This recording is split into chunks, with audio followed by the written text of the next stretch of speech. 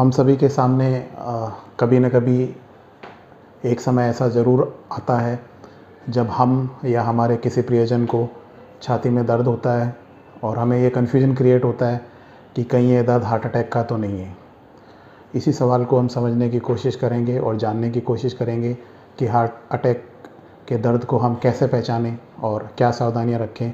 एक बार फिर से मैं आपका स्वागत करता हूं आपके अपने YouTube चैनल में, जहां पे आपको आसान हिंदी भाषा में विभिन्न हृदय रोगों और सामान्य स्वास्थ्य से संबंधित जानकारियाँ प्रदान करने का एक प्रयास किया जाता है।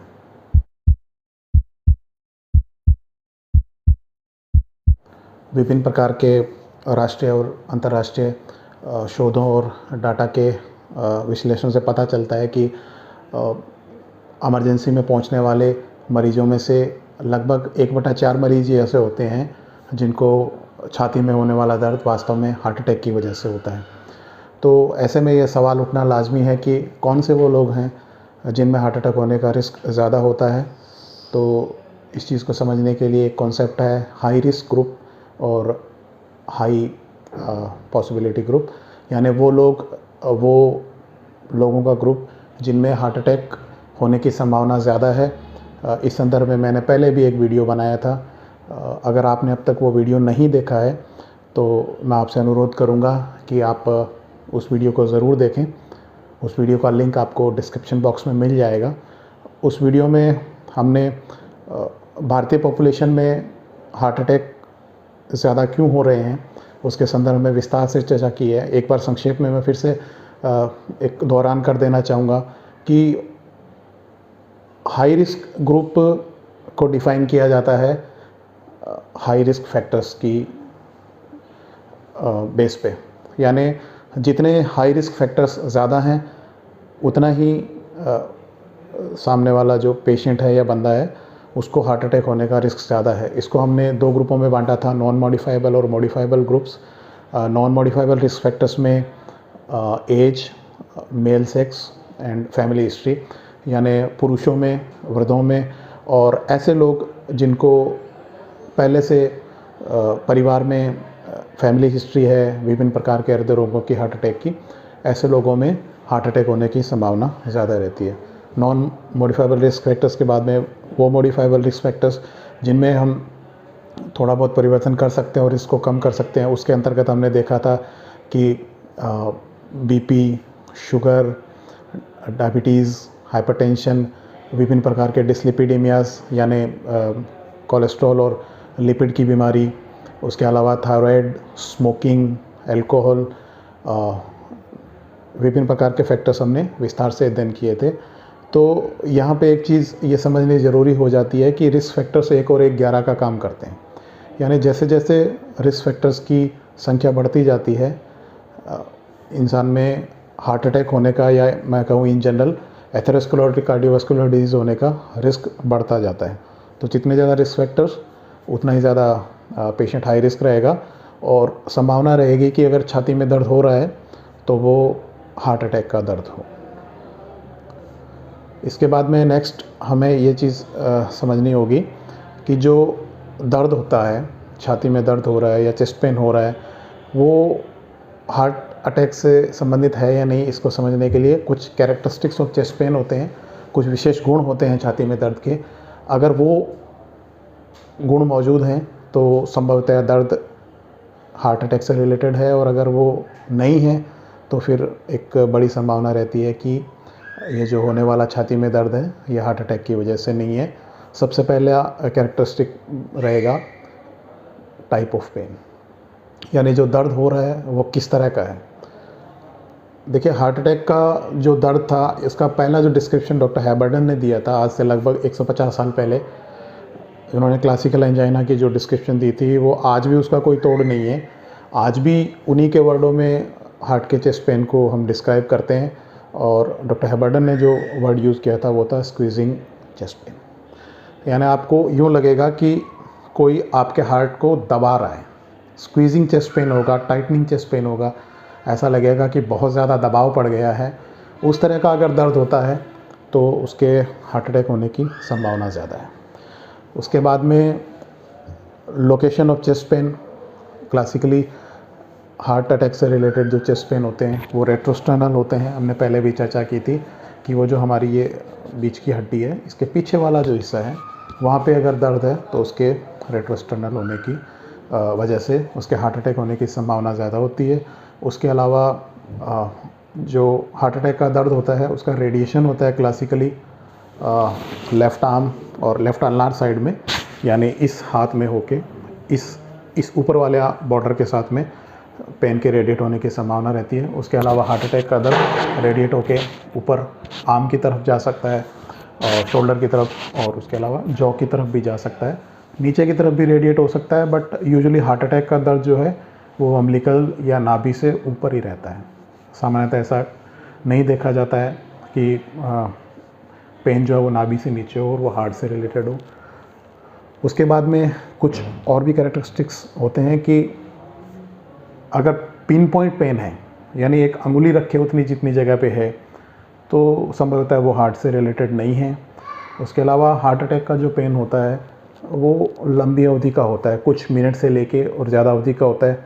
ऐसा दर्द जो सेकंडों के लिए हो रहा हो, यानी 1-2 सेकंड 5 सेकंड हो रहा है और अपने आप ठीक हो रहा है, संभवतः वो भी हार्ट से रिलेटेड नहीं है। हार्ट अटैक के दर्द पिन पॉइंट नहीं होते हैं। हार्ट अटैक के दर्द सेकंडों के लिए नहीं होते हैं। हार्ट अटैक का दर्द यूजुअली मिनट्स और की अवधि का तो होता ही है। कई बार ACS की स्थिति में ये चेस्ट पेन घंटों की अवधि में भी पहुंच सकता है।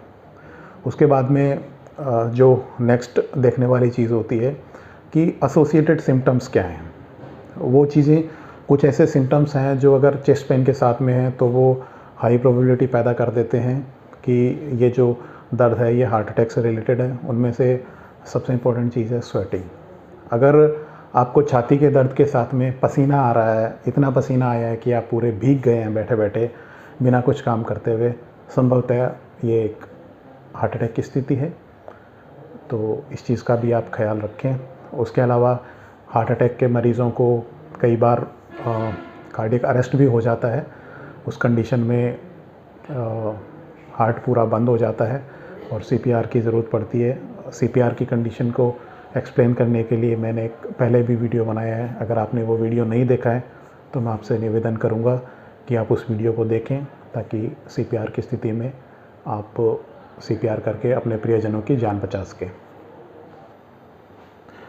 हार्ट अटैक से संबंधित हाई रिस्क ग्रुप और कैरेक्टरिस्टिक्स ऑफ पेन को समझने के बाद में मैं समझता हूँ कि एक और अति महत्वपूर्ण चीज़ है जिसको हमें समझना ज़रूरी होता है, एंजाइना इक्विवेलेंट्स। यानी छाती में जो दर्द होता है हार्ट अटैक की कंडीशन में, उसको एंजाइना कहा जाता है। तो एंजाइना इक्विवेलेंट्स यानी वो लक्षण जो एंजाइना के इक्विवेलेंट हैं, मगर तो कुछ स्पेसिफिक ग्रुप ऑफ पेशेंट्स होता है, जैसे जो डायबिटीज़ के मरीज़ हैं या विभिन्न प्रकार की न्यूरोपैथीज़ के जो मरीज़ होते हैं, जिनको दर्द का एहसास होने की क्षमता सेंसरी लॉस की वजह से कम हो चुकी होती है। ऐसे मरीज़ों में हार्ट अटैक की स्थिति में छाती में दर्द क्लासिकल टाइप का नहीं पाया जाएगा। उनमें जो हमने अभी डिस्कस किया है उस तरह का पेन नहीं पाया जाता है।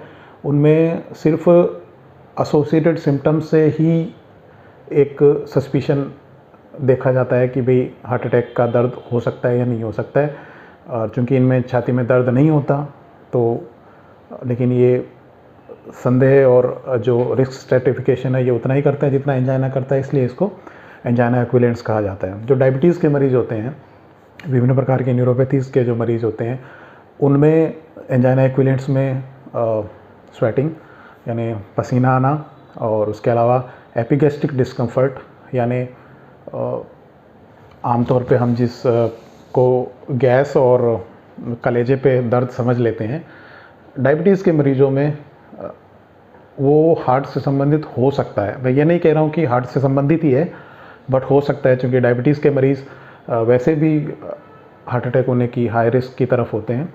तो उस चीज़ को हमें समझना चाहिए कि हम एंजाइना इक्विवेलेंट्स का कॉन्सेप्ट भी अपने ध्यान में रखें। तो स्वेटिंग, एपिगैस्ट्रिक डिस्कम्फर्ट,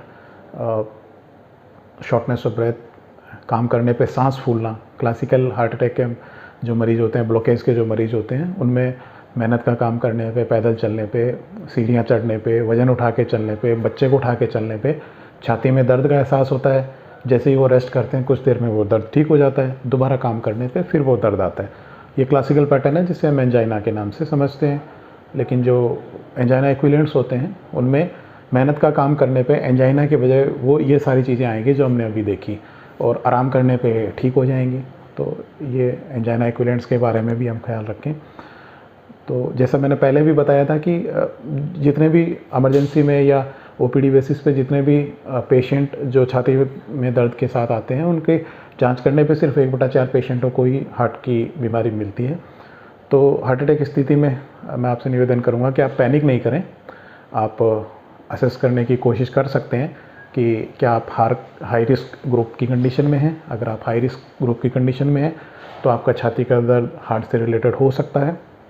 उस कंडीशन में बेहतर होगा कि हम अपने निकटतम अस्पताल में पहुँचें, जहाँ पे आपकी प्रारंभिक जांच के रूप में ईसीजी की जा सके, और जैसा आपके डॉक्टर को उचित लगे उसके हिसाब से और ब्लड की जांच जिनमें CPK-MB, ट्रोपाइल, लिपिड प्रोफाइल, डायबिटीज़ के लिए शुगर, और ज़रूरत हो तो इको वगैरह भी डॉक्टर साहब आपको एडवाइस करेंगे। उसके अलावा दूसरे वो कारण हार्ट अटैक के अलावा जो छाती में दर्द कर सकते हैं, बहुत से कारण होते हैं, लेकिन कुल 5 या 6 कारण ऐसे हैं जो प्राणघातक हो सकते हैं। तो हार्ट अटैक के अलावा जब भी छाती में दर्द हो तो एक जो कंडीशन हार्ट अटैक की है, उसके अलावा कुछ और जो प्राणघातक कंडीशन हो सकती हैं, जिसमें एक्यूट पल्मोनरी एम्बोलिज्म हो सकता है, एओर्टिक डिसेक्शन हो सकता है जिसमें महाधमनी फट जाती है, एक्यूट पेरिकार्डाइटिस विद टेम्पोनेट हो सकता है जिसमें फेफड़े हार्ट के आजू बाजू पानी भर जाता है। उसके अलावा न्यूमोथोरेक्स हो सकता है जिसमें फेफड़ा फट जाता है, फेफड़े की झिल्ली फट जाती है और अंदर हवा इकट्ठी हो जाती है। और उसके अलावा एक ईसोफेजियल परफोरेशन होता है जहाँ पे आपकी खाने की नली फट जाती है।